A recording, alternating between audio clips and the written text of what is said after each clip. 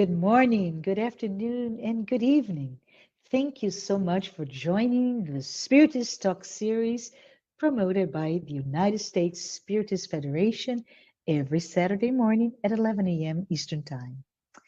Due to power failure in the aftermath of Ian, our guest speaker, Alturi, will not be able to present today. We kindly ask all of you who are here today to send your prayers to those impacted by the hurricane. We will replay JUSSARA KORNGOLD's lecture about Allan Kardec in celebration of his birthday on Monday. But before we begin, I would like to take a brief moment to announce two U.S. Spirits Federation programs. Number one, initiation into Spiritism virtual course on Sundays at 10 a.m. Eastern. As you may know, this course is meant for anyone who wants to learn or review the basic principles of Spiritism. Tomorrow, Sunday, October 2nd, we will reach the last presentation prior to the last and final Q&A session, which will take place the 9th of October. And at that point, we will conclude this amazing course. The second announcement is that the 25th anniversary of the United States Spiritist Federation will be celebrated at the 16th U.S. Spiritist Symposium in Houston, Texas on November 5th. The theme, as you can see, will be Time for Renewal, Healing, and Regrowth. The symposium is for the entire family. Get more information by going to spiritistsymposium.org. And please note, all the registrations are open, so hurry up and register. One more announcement before we move on to our presentation today. Please note on the screen, there is a QR code. And if you want to help the U.S. Spiritist Federation produce publications and promote Spiritism to anyone, scan the QR code on screen for your donation. Before JUSSARA's presentation begins, I would like to introduce her. JUSSARA KORNGOLD is currently the General Secretary of the International Spiritist Council. She's also the former President and current Vice President of the United States Spiritist Federation. JUSSARA is the founder and president of the Spiritist Group of New York and the Spiritist Alliance for Books. Ms. KORNGOLD is fluent in Portuguese, English, French, and Spanish, and is an international speaker, a published author, and a translator. Unfortunately, we will not have a Q&A session today, but feel free if you have any questions, send to us via the chat window and we will address it next week. And today we are going to be talking about Allan Kardec. Allan Kardec, because of course there would not be Spiritism without Allan Kardec. So it is important, and this is the way that Teresinha chose to introduce Allan Kardec into her book, as being one of the chapters, just for us to have some basic knowledge, a basic idea about this man, about this spirit, and everything that he has provided to us, and how much he has dedicated his life in order for us to receive, to be able to have today this knowledge, this understanding about Spiritism. As always, we will be open for questions. So put your questions in the chat and we will reply as much as we can. And we also will have a Q&A session, and we will be able to bring all your questions in case some of them will not be replied to today. So let's start talking and getting to know this man, Allan Kardec. So first of all, let's talk about Hippolyte Léon Denisard Rivail, which is his name, as being an educator. Above all, this is the aspect that we really like to emphasize when we are talking about Allan Kardec, even because when we are studying the works of codification, as we say, the 5 main books of Spiritism, we see how much his ability as an educator actually came into place as he carefully chose each chapter, the order of each chapter, so to make it more not only palatable to us, but in a way to make a logic sequence of all the teachings in accordance to how it would be better for us to continue with this learning.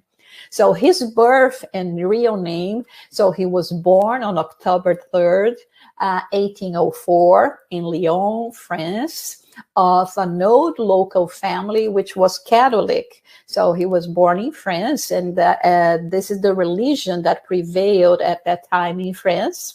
His ancestors distinguished themselves as lawyers and magistrates and in dealing with educational issues. So as we see, in a way, Kardec was following in the footsteps of all of his ancestors, the family that he had and how he was brought about, and all the opportunity he had and the inclination, and most of all, as we understand, this was the main aim of his reincarnation, right? To bring to us in this way all the knowledge that he had conveyed as a professor, academic professor, but also in terms of spiritism. In his birth certificate, his name is written as being Denisard Hippolyte Léon Rivail, but there was an inversion on his certificate of baptism, and so his name became Hippolyte Léon Denisard Rivail. So that there was this inversion, and we can see that in documents that we have in relation to both his birth certificate and his baptism certificate. At the age of 11, which was somehow used at the time, he was sent to study with Pestalozzi. His parents, actually his mother, because at this time when Kardec was 3 or 4 years old, his father was engaged in the war in Spain that France was dealing at the time, and he never returned to his home. So Kardec was actually raised by his mother and his grandmother. And so at this age of 11, he was sent to study in the city of Yverdon-les-Bains in Switzerland. And he had the opportunity of study with the schoolmaster Pestalozzi. That was very interesting when we start looking into this phase of Kardec when he was when he went to Switzerland, because first of all, it was not out of his own volition that he decided to go, but we have to understand everything that happened or were happening in France at that time that led his mom to take this decision to send him to study in Switzerland. Also, during the time he was there studying with Pestalozzi, Johannes Pestalozzi, he already started showing a great inclination for teaching and the way that he could really learn everything. He was even promoted before he was 15 years old to become one of the assistant teachers. And it is not a surprise when we know that when he returned to France, he decided to establish himself as a young teacher in Paris as well. So what is the reason that he went to study in Switzerland? In this school, particular school, Verdun-les-Bains, Pestalozzi's this school. At that time, every family that could afford that would send their children to study abroad to escape the oppressive influence of Catholicism that was happening. And during this time, Napoleon's empire, they had what they called in 1815, exactly the year that Kardec turned 11 and was sent to study in Switzerland. They had what was called sacred alliance, not only France but other countries as well, and in term that was dictated by the church. And then in this alliance, one of the things that they had was the school reform, and there were several prohibit subjects for teachers to apply in their school, like, for instance, modern language, philosophy, history, moral and political sciences, anything that could develop the spirit of criticism at that time was forbidden. So in order to have a proper education, and in this case, people that could afford that would send their children to another country, in this case, a Protestant country, actually, Switzerland, where in this case of Kardec in particular, he could study all those subjects. So let's talk a little bit about Kardec, the educator. So from 1824 to 1848, in addition to teaching, he also, and this time we will not refer to him as Kardec, we will still refer to him as Professor Vivile. He wrote important textbooks, arithmetic, French grammar, papers on public education. One of them received an award from the Royal Academy of Sciences of Arras in 1831. And it's interesting because some of the method that Professor Vivile has developed at the time is still used today in modern France.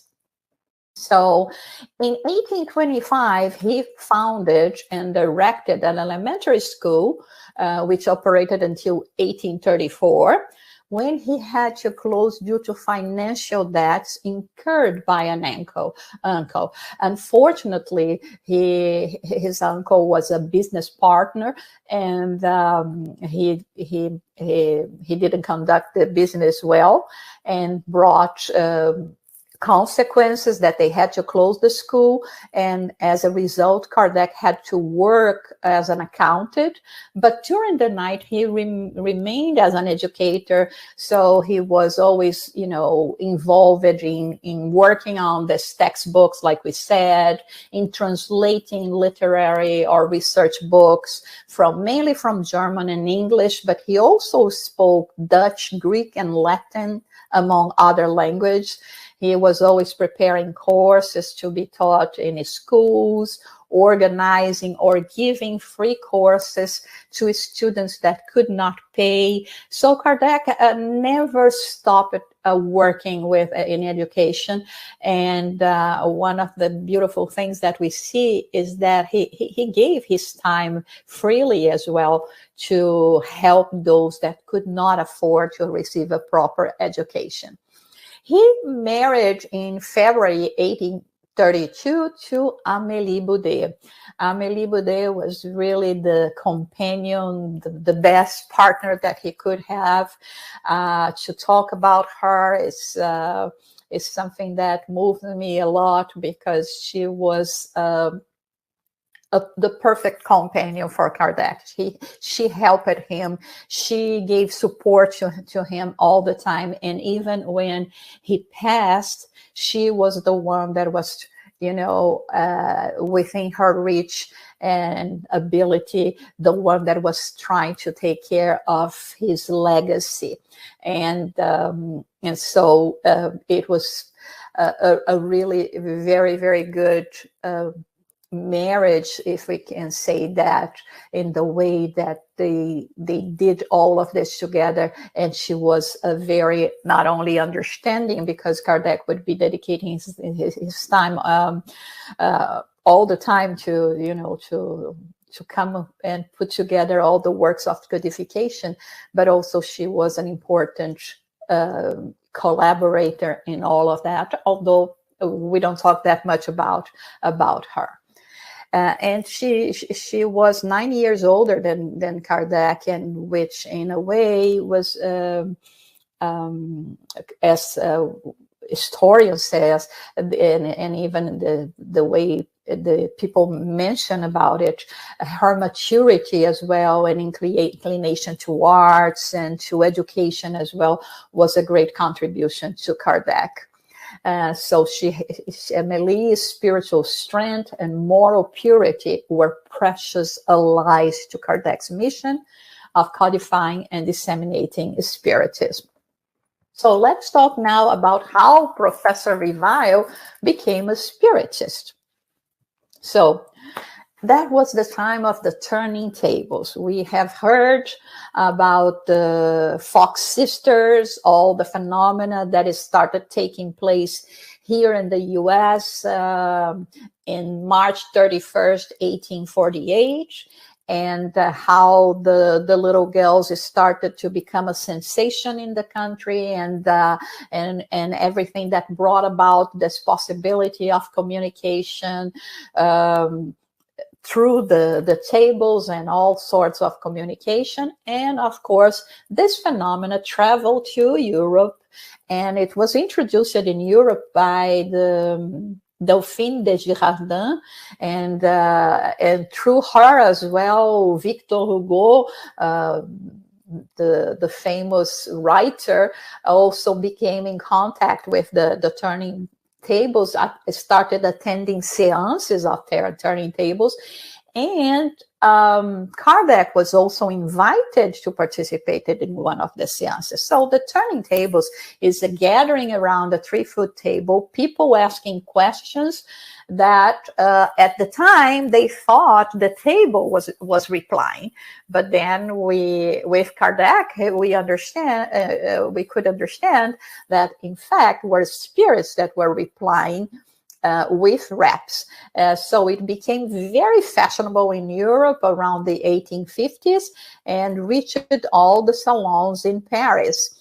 So at this point, Professor Revile was told for the first time in 1854 about the turning tables. It was his friend Fortier that was telling him. It's amazing because, you know, you sit around the table and you ask a question and the table is going to reply, to which Kardec replied, I will only believe it when it's proven to me that a table has a brain with which to think, nerves with which to feel, and the ability to reach a state of somnambulism.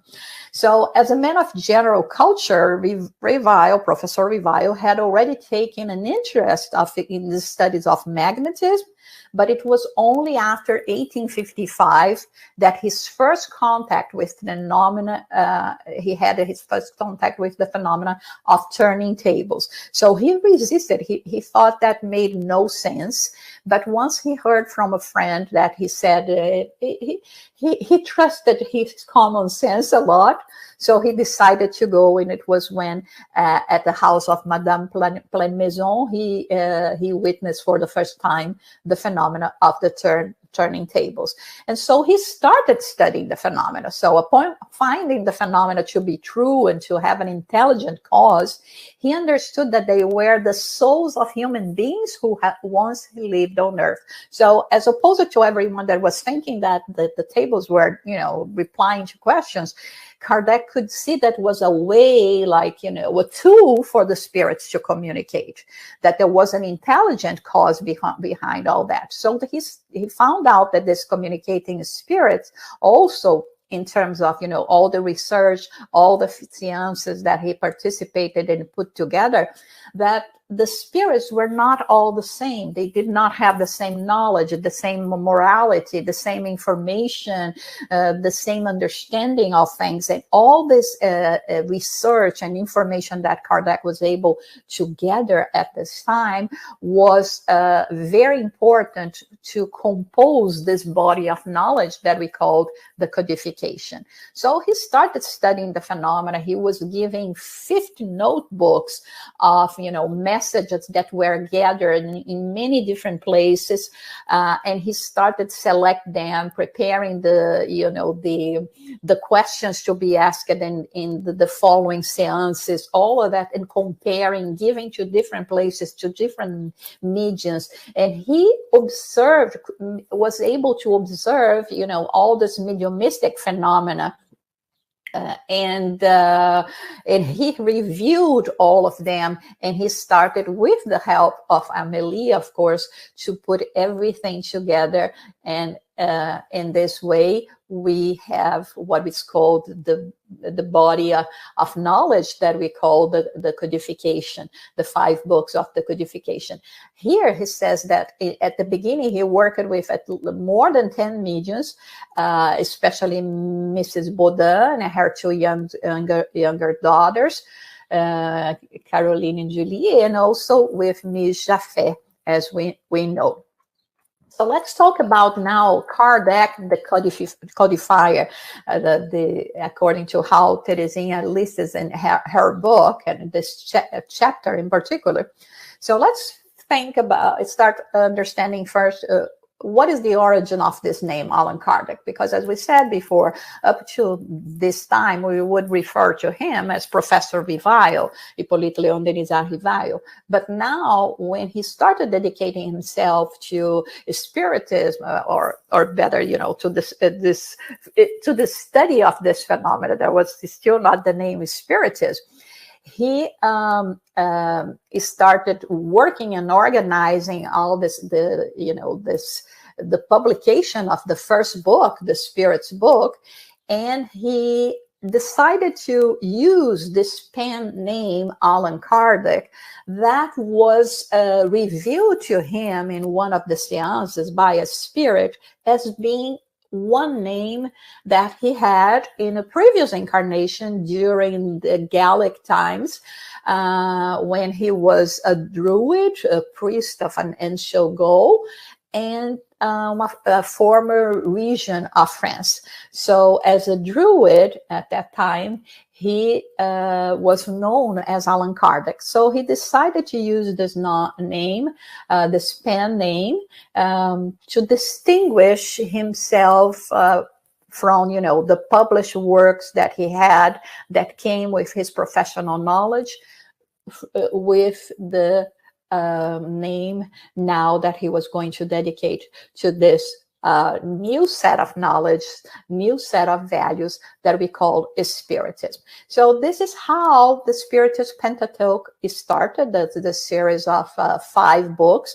Of course, Kardec, there is at least 32 works that we know of Kardec, but we talk mainly about this 5 book, the Spirit's book, that was released in April 1857, which is the date that officially marks the start of Spiritism as well. Then the Medium's book, the Gospel According to Spiritism, Heaven and Hell, and Genesis.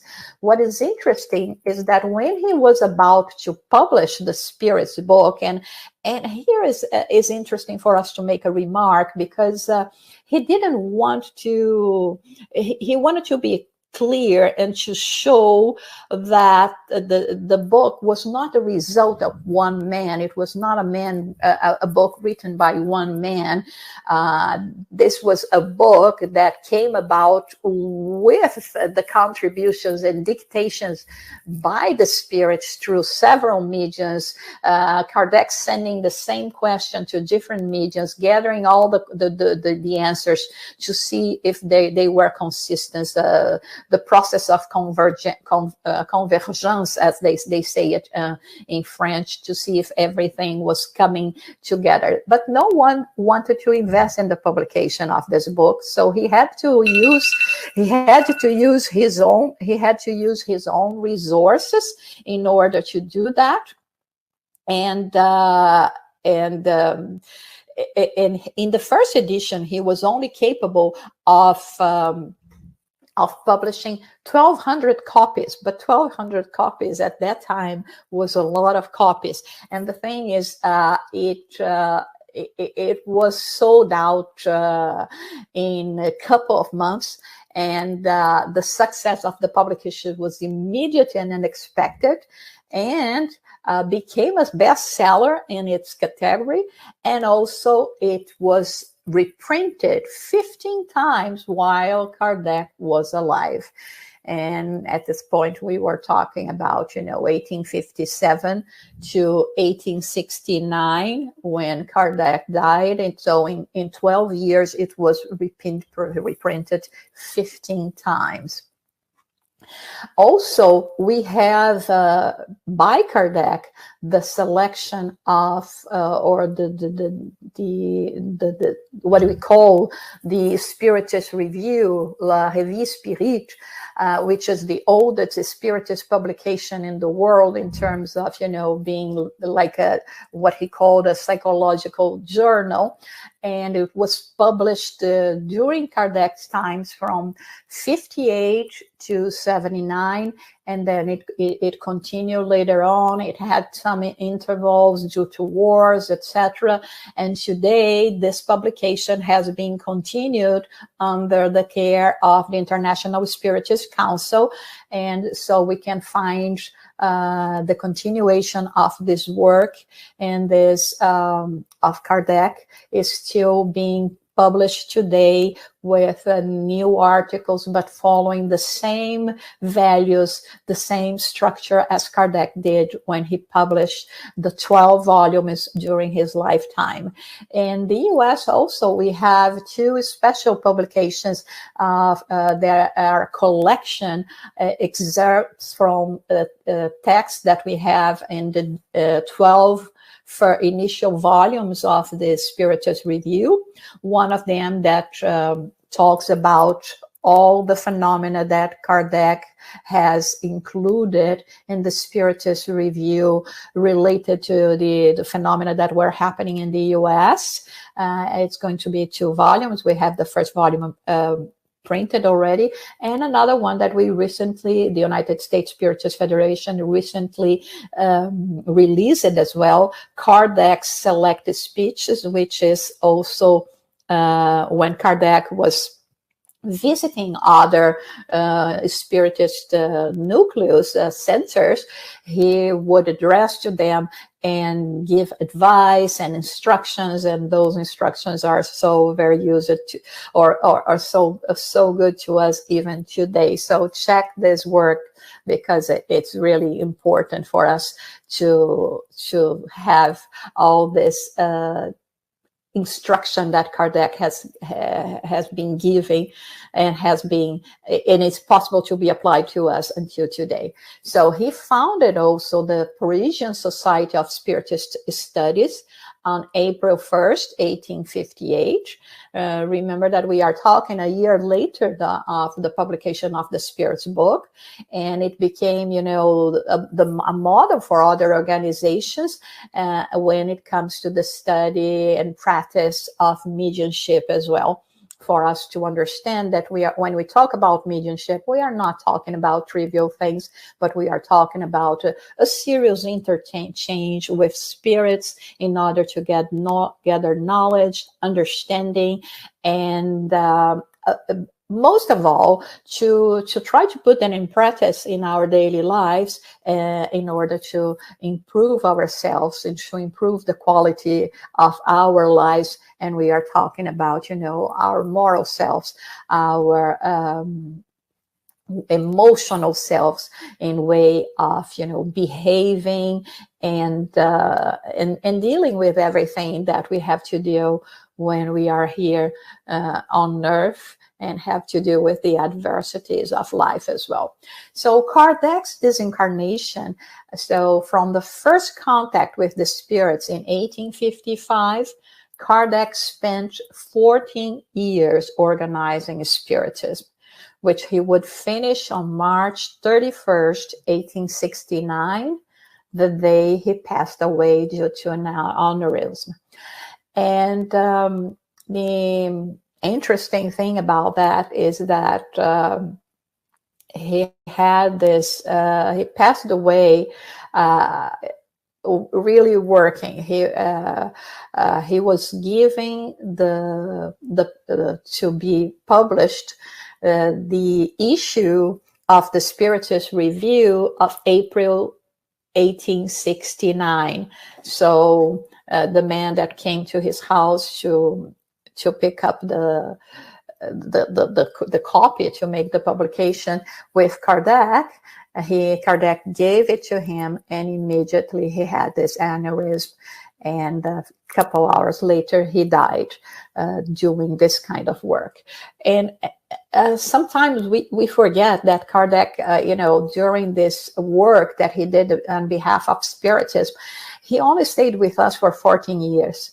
The tremendous amount of work that was done in 14 years is really unbelievable. We are talking about over, I don't know, 10,000 pages for us to dive into, to study, to all this legacy, not to mention things that were lost, and writings that were lost and never published that we unfortunately do not have. So it's a tremendous amount of work, and that's why we are always very, very grateful to Kardec for all of his dedication.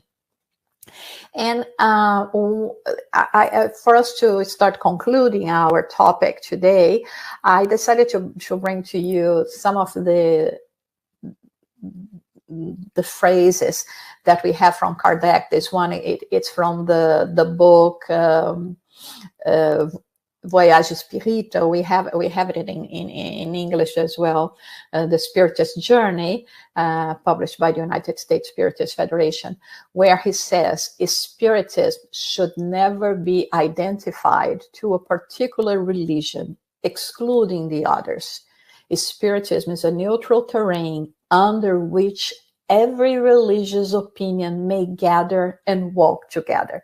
This is so important, because even when referring about Spiritism as being a religion, even if we want to refer that as being a religion, we in this case Kardec was adamant in saying that it was never his idea to exclude the others, that Spiritism should always be in a neutral terrain, that every religious opinion may be together, may walk together.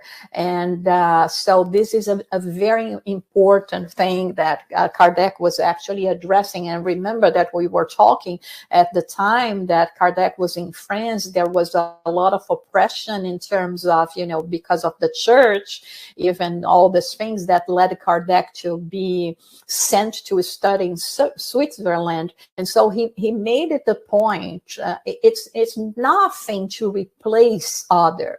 It's not here to replace a religion. It's here to walk together, you know, to complement one another, and to and above all, for all the spiritists around the world to understand that we have to respect each belief. And as we want ours as well to be respected, but in this case, be true to this idea of Kardec about respecting and doing everything in our power to walk together with each one of them.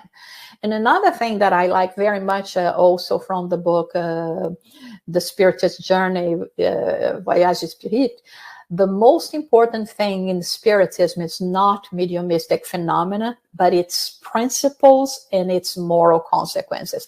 Many times people will say, oh, but everything started with the phenomena. Yeah, it started with the phenomena. It was important at that time to call the attention. The spirits were calling the attention, saying, listen, we are here. There is no death.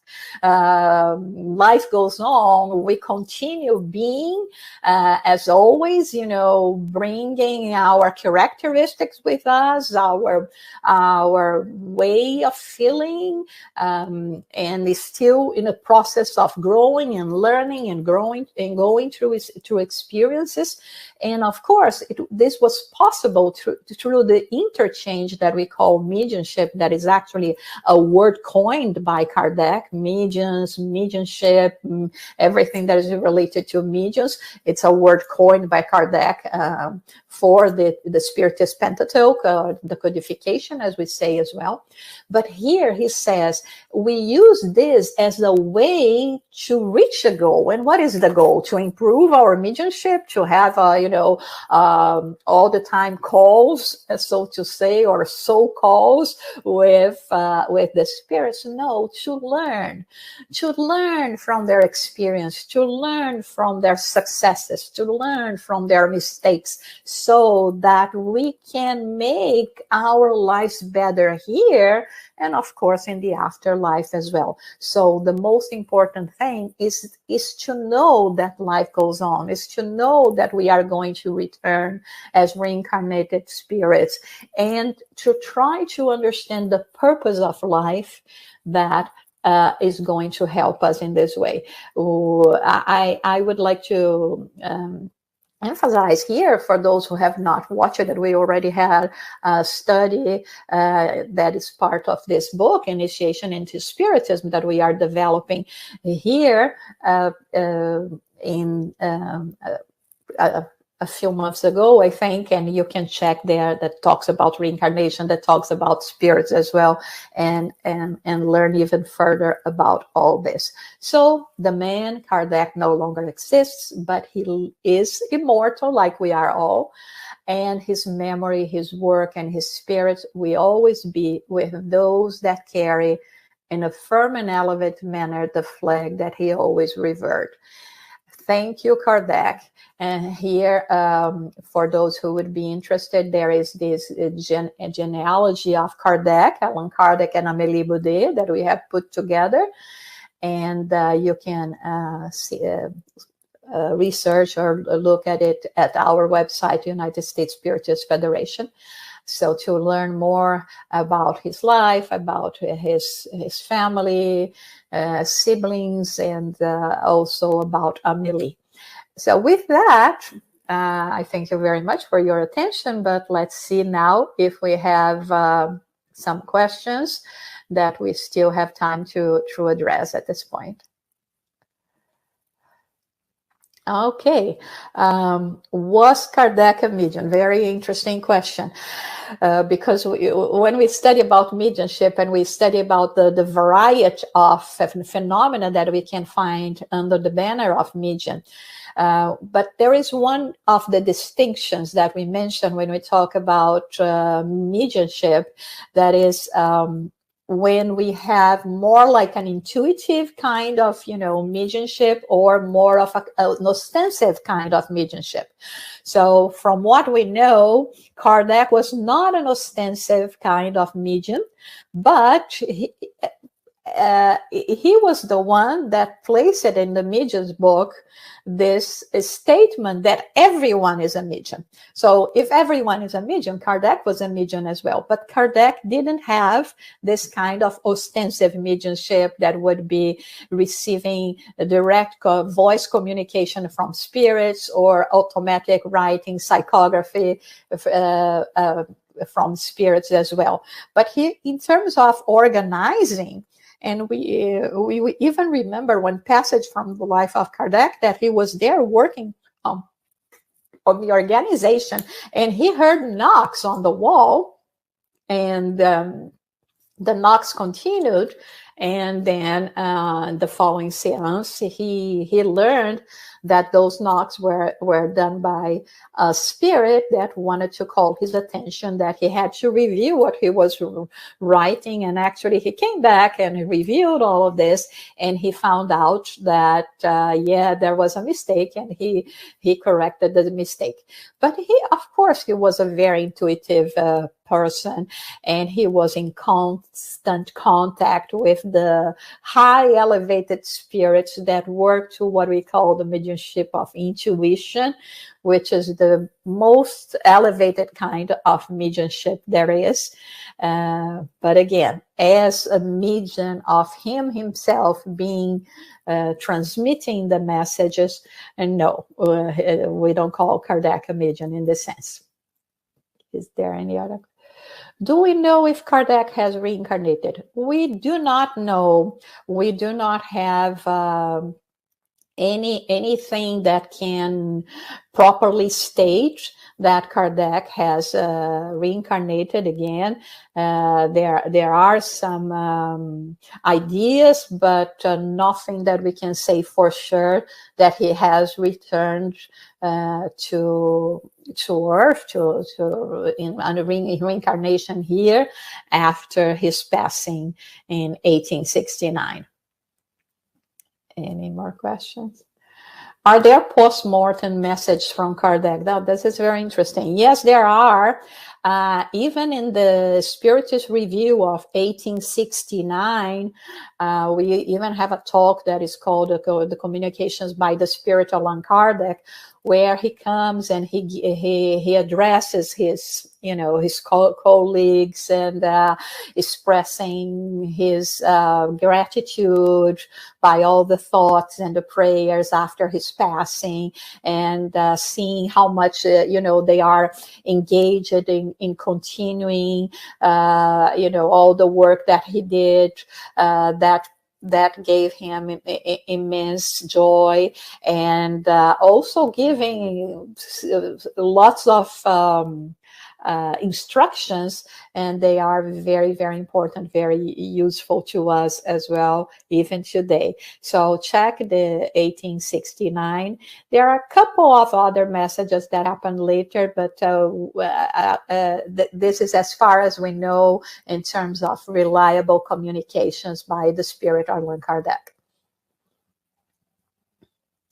It is said that Kardec received many letters every week. How could reply to them? That's a very interesting question, because, when we think about how hard it is for us even today to reply to all the emails and messages that we receive every day. And for those who have not had the chance to watch, you can even watch it today. And is still there in Netflix, Kardec, the movie by Wagner Assis, that is with subtitles. That is a tremendous movie for us to learn, to get to know a little more about Kardec. He was very faithful to the reality of the life of Kardec. And there is a scene in particular, and actually that is one of the scenes that moved me mostly, where he receives so many letters. Poor Amélie comes in the room, literally with a basket of letters, and there was baskets and baskets of letters. So Kardec even mentions that in the Spiritist Review as well, and which again we emphasize for all of you to start, reading them. I know it's a lot. It's 12 volumes of, about 500, 600 pages each, but this is the cradle of Spiritism. So for us to understand all the mentality, everything that was happening in this communication. So quite often Kardec would use those letters to publish in the Spiritist Review with the question and the answer as well. And many times he would say, even in this publication, he would ask forgiveness to, excuse for his people that were writing to him, due to the amount of letters that he could not reply individually, but he was always going to reply through the Spiritist Review as well, in general, with the basic concept.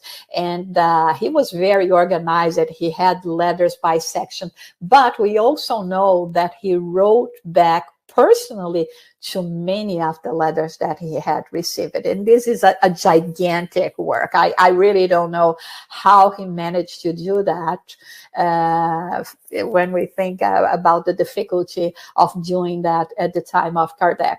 But yes, and many of them we will find in the Spiritist Review, where he will refer to the author, will give the answer, and or sometimes, combining the questions that are similar from several people, and put the concept in the Spiritist Review. So that's why when we say about the work of Kardec, it's so amazing when we think about his dedication and everything that he has given to bring about this knowledge, this understanding to us. In Spiritism, we do not worship people, but we have to value the work and recognize the work and the dedication of so many that have been, some of them that we know by name, some that we do not know by name, but the value of the work, the dedication, and above all, to use them as our examples. So like we said, in 14 years, he was capable of doing so much. And hopefully we all will have more than that ahead of us. So it's never too late for us to start also dedicating, not only to gather knowledge, but above all, to spread this knowledge and to make an impact in others' lives. So pay forward and make it sure that the same light that was brought to us through this understanding, knowing that we are immortal, that we are all brothers and sisters, will reach more and more people, and will help them as well in everything that they have to cope with, in the struggles of life, but always keeping the light of hope in their hearts, knowing that God loves us all, and that everything that we're going through at this moment in our lives, it's necessary. It's an important phase that we need for us to grow even more, to learn even more. So thank you, Kardec. Thank you, all the spirits that were involved in this work of communication, above all, the Spirit of Truth. And thank you, everyone, for being with us and continuing with this study of this. Thanks, everyone who watched today's talk. As you can see, we had a very special event today with JUSSARA KORNGOLD speaking about Allan Kardec. Thank you so very much for being here with us. Next Saturday, Danielle Ortiz Martins will be our guest speaker. Daniel will be discussing to love your enemies is to love yourself. As we're about to end our presentation today, I would like to remind everyone again of the upcoming 16th U.S. Spiritist Symposium on November 5th, which will be held in Houston, Texas. Make sure to register yourself and your entire family. We will spend a full day learning more about Spiritism and sharing our life experience and friendship. Let's also celebrate at the time the 25 years of the United States Spiritist Federation together. Don't miss tomorrow, Sunday at 10 a.m. Eastern, the last class of the Initiation into Spiritism course. And I would like to take this moment by saying a prayer. Lord, Make me an instrument of your peace. Where there's hatred, let me bring love. Where there's offense, let me bring pardon. Where there is discord, let me bring union. Where there's error, let me bring truth. Where there's doubt, let me bring faith. Where there is despair, let me bring hope. Where there's darkness, let me bring light. Where there is sadness, let me bring joy. O Master, let me not seek as much to be consoled as to console, to be understood as to understand, to be loved as to love. For it is in giving that one receives. It is in self-forgetting that one finds. It is in pardoning that one is pardoned. And it is in dying that one is raised to eternal life. So be it. Thank you. Have a wonderful weekend.